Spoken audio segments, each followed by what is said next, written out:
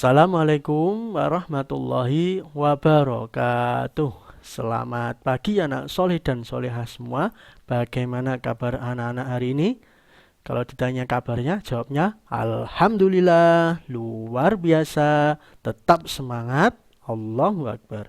Semoga kita semua selalu dalam keadaan sehat walafiat, serta senantiasa dalam lindungan Allah Subhanahu wa Ta'ala. Amin, Allahumma amin. Nah, anak-anak, di pagi yang cerah dan penuh berkah ini berjumpa lagi bersama Pak Roman dalam mata pelajaran PAI.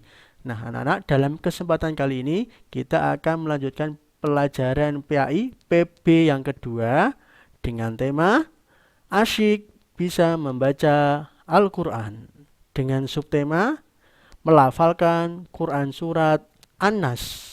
Ini judul kita hari ini. Namun, sebelum pelajaran kita mulai, marilah kita semua berdoa kepada Allah Subhanahu wa Ta'ala dengan harapan semoga kita semua dimudahkan dalam belajar serta ilmu yang kita peroleh dijadikan ilmu yang barokah, manfaat di dunia maupun di akhirat. Amin Allahumma amin. Berdoa bersama dengan Pak Rohman. Posisi tangan menengadah semua. Ikuti bacaan doa Pak Rohman.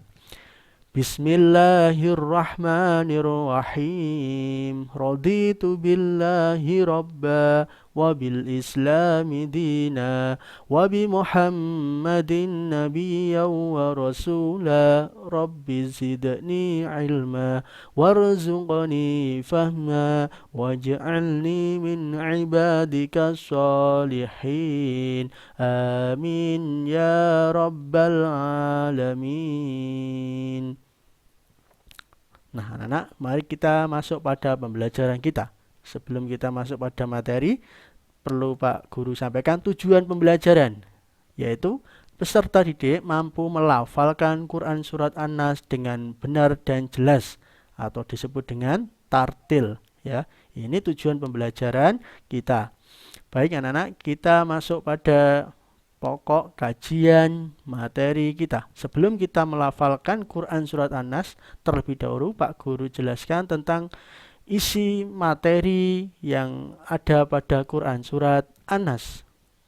Nah, anak-anak, Surat An-Nas itu bagian daripada Al-Quran.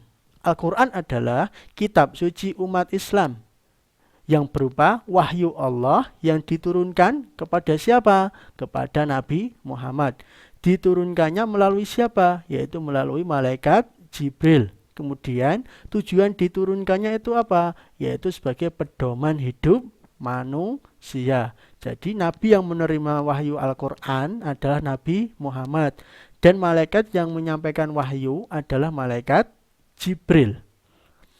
Nah, anak-anak, ketika kita belajar Al-Quran, itu ada ilmu yang digunakan untuk mempelajarinya, yaitu ilmu yang mempelajari cara membaca Al-Quran dengan baik dan benar, disebut ilmu tajwid. Ilmu tajwid. Kemudian huruf-huruf dalam Al-Quran ya disebut huruf hijaiyah. Ada alif, ba, ta, sa, jim itu yang jumlahnya ada 28. Kemudian tanda baca, ya tanda baca supaya huruf itu bisa berbunyi itu disebut dengan harokat. Ada harokat fathah, harokat kasroh, harokat doma, tanwin fathah, kasroh, doma, sukun dan lain sebagainya. Nah, kemudian tempat keluarnya huruf hijaiyah dari rongga mulut disebut makhraj. Tempat keluarnya ya dari mulut kemudian dari tenggorokan juga di dalamnya ini disebut makhraj. Contohnya abata. Nah, keluarnya huruf ini disebut makhraj. Kemudian tentang surat An-Nas, surat An-Nas itu terdiri dari 6 ayat. Surat An-Nas diturunkan di kota Mekah sehingga disebut surat Makkiyah. Ya, surat yang diturunkan di kota Mekah disebut surat Makkiyah. Jika diturunkan di Madinah disebut surat Madaniyah. Nah, An-Nas tergolong surat Makkiyah karena diturunkan di kota Mekah. Surat An-Nas artinya manusia. An-Nas artinya manusia. Surat An-Nas terdapat pada urutan ke-114 di dalam Al-Quran. Quran dalam urutan Al-Quran, yaitu paling akhir di dalam Al-Quran. Nah, anak-anak, kita belajar Al-Quran, kita belajar membaca surat An-Nas, itu hukumnya wajib bagi setiap muslim, ya. Nah, anak-anak, itulah kajian materi pada hari ini. Kemudian untuk selanjutnya, mari kita melafalkan Quran surat An-Nas. Nanti Pak Guru bacakan terlebih dahulu, kemudian nanti anak-anak mengikuti Pak Guru, ya. Kita memulai membaca Quran dengan doa ta'awudz. Apa itu doa ta'awudz? Yaitu A'udzu billahi minasy syaithanir rajim. Ayo diikuti. Bismillahirrahmanirrahim. Qul a'udzu birabbin nas, malikin nas, ilahin nas, min syarril waswasil khannas, alladzi yuwaswisu fi sudurin nas, minal jinnati wan nas. Nah, itu cara membaca Quran dengan tartil, ya. Baik, coba kita ulangi per ayat, ya. Ayat yang pertama, Qul a'udzu birabbin nas. Di sini ada tasydidnya, harus dibaca mendengung, ya. Qul a'udzu birabbin nas. Kemudian ayat kedua, Malikin nas. Ayat ketiga, Ilahin nas. Semuanya pakai dengung, ya, mendengung, ya, nunnya bertasydid.